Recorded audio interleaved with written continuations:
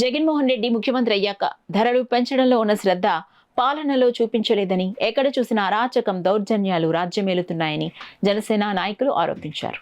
కాకినాడ సిటీలో Janasena party PAC సభ్యులు, Kakinada city incharge Mutha Shashidhar నాయకత్వంలో, జిల్లా కార్యదర్శి అట్ల సత్యనారాయణ ఆధ్వర్యంలో 40వ డివిజన్ అధ్యక్షులు అడబాల రాజేంద్ర ప్రసాద్ ఆధ్వర్యంలో లయన్స్ క్లబ్ వద్ద జగనన్న పాపాలు అనే కార్యక్రమాలు జరిగాయి. ఈ సందర్భంగా జనసేన పార్టీ శ్రేణులు మాట్లాడుతూ ప్రజల ధన మాన ఆస్తులకు రక్షణ లేకుండా పోయిందని, భయాందోళనలో బ్రతకాల్సి వస్తుందన్నారు.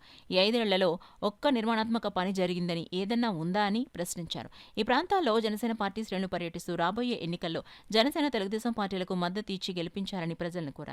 ఈ కార్యక్రమంలో సిటీ ఉపాధ్యక్షుడు అడబాల సత్యనారాయణ, సిటీ కార్యదర్శులు ఉదయ భాస్కర్, ముత్యాల దుర్గా ప్రసాద్, సమీర్, రవిశంకర్, నాయకులు శ్రీమన్నారాయణ, దారపు సతీష్, వాసిరెడ్డి సత్యకుమార్, వారణాసి రాము, సుంకర సురేష్, మనోహర్ లాల్ గుప్తా, నకిలే సతీష్, సాదరాల గంగాధర్, రమేష్, బ్రహ్మాజీ, మిరియాల హైమావతి, సుజాత తదితరులు పాల్గొన్నారు. ఇప్పుడు అర్థమైపోతుంది కదా, మంత్రులే చంపైపోయి జనసేనలో కలిసిపోతున్నారు. ఎందుకు సిగెత్తిపోయి ఇతను ఒక్కడికే భయపడకుండా నిలబడిన రఘురామకృష్ణరాజు మొట్టమొదటి ఆయన ఏం వేయలేకపోయాడు.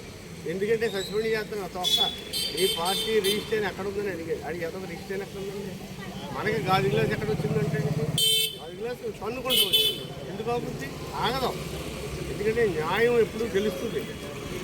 చంద్రబాబు నాయుడిని సుమారు 4 మాసాలు జైల్లో పెట్టాడు. ఏం సాధించాడు? ఒక్క ఆరోపణ కూడా రుజువు చేయలేకపోయాడు. అలాగే మన ఈనాడు దీని మీద చేసాడు. ఏంటది, రామోజీరావు గారు ఏంటది చిట్ ఫండ్ మీద, మార్గదర్శి చిట్ ఫండ్ మీద ఒక్క ఆరోపణ కూడా నిజం కాలేదు. కోర్టులు ఎన్ని రకాల చబాట్లు పెట్టిన సిగ్గనేది లేదు. ప్రపంచంలోనే ఇటువంటి దుర్మార్గం ఒక్క అవకాశం అంటూ వచ్చాడు, నెట్టేటి కూర్చున్నాడు. ఇంక ఉద్యోగస్తుల పాటు కుక్కలు కూడా పడలేదు. నేను ఉద్యోగస్తున్నే, ఒక పెన్షన్ లేదు, ఒక డిగ్రీ లేదు, పెన్షన్ 1వ తారీఖు రాదు. ఇది ఏ పరిస్థితి తీసుకొచ్చాడంటే 3వ తారీఖున పెన్షన్ పడితే చాలు మేము బతికేస్తాం అన్న పరిస్థితి. ఎంతోమంది పెన్షన్ వస్తాం, మందులు లేక 1వ తారీఖుని పెన్షన్ పడక చనిపోయారు ఆందోళనతో. ఇలాంటి దుర్మార్గుడు ఎవరైనా రిటైర్ అయితే ఆ డబ్బులు ఇవ్వలేక వాళ్ళు ఎక్కడ తీసుకుపోయాడు? 2026 రూపాయలు వాళ్ళు పెళ్లి చేసుకోవాలా, బతకాలా, ఎలాగా?